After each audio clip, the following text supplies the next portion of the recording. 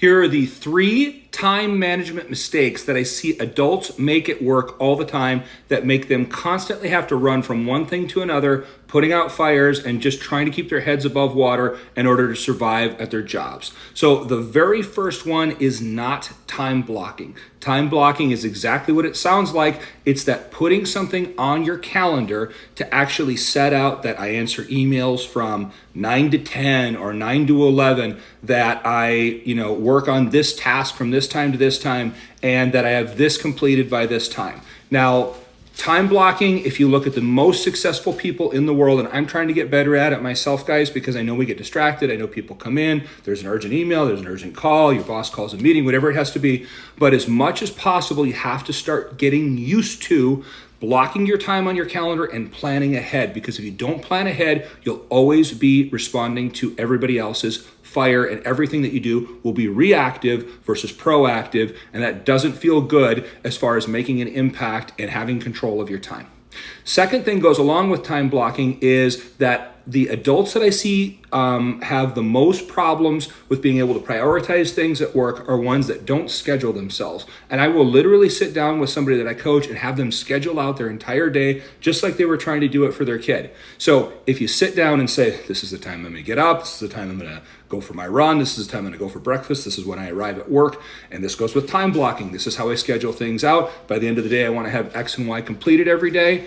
This will get you in a feeling of regularity. And if you think that is childish, or you think that that doesn't work, a lot of the most successful people in the world use both scheduling and time blocking to be able to set specific times for how they do everything. Are things going to come up and change? Absolutely. But if you don't do this, again, you live in reactivity instead of proactivity.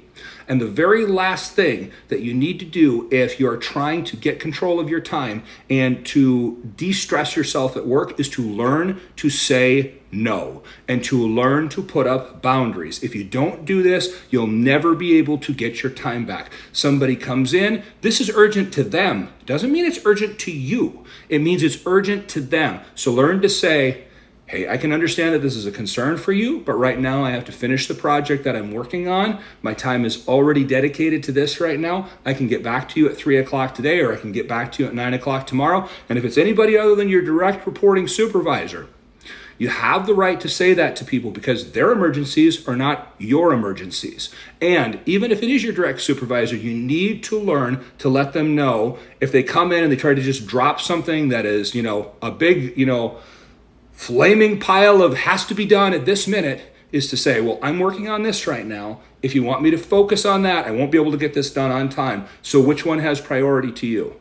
And as much as that's a pushback to sometimes you have to push back on people to be able to say, I have a certain number of priorities that have to be handled. My time is already set out for these things. And if somebody brings something to you, it's okay to say, I'm already booked right now, but I'll have time to address this at 4 o'clock. That's okay. And when you start to show people that you have boundaries, that you have respect for your own time, they will start to have respect for it too. Because if they can bring something into you and drop it on your desk or drop it into your email box, and you drop everything that you're doing to run over and deal with it as fast as possible, you are training them. You are training them that their task and that their time is more important than yours. So when people bring stuff to you, it doesn't have to be reacted to that moment, unless it's a critical thing for the company that has to be done at this exact second. And that is a matter of discernment that you will develop as you go through your career as well.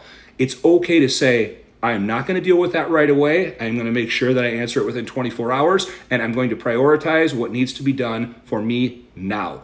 Those 3 time management things will help you very much be able to get control of your life and your time and not feel so overwhelmed all the time. But let me know what they are for you. Let me know what your big things are for being able to manage your own time, and let me know if the things that I've talked about you don't think they're right and why.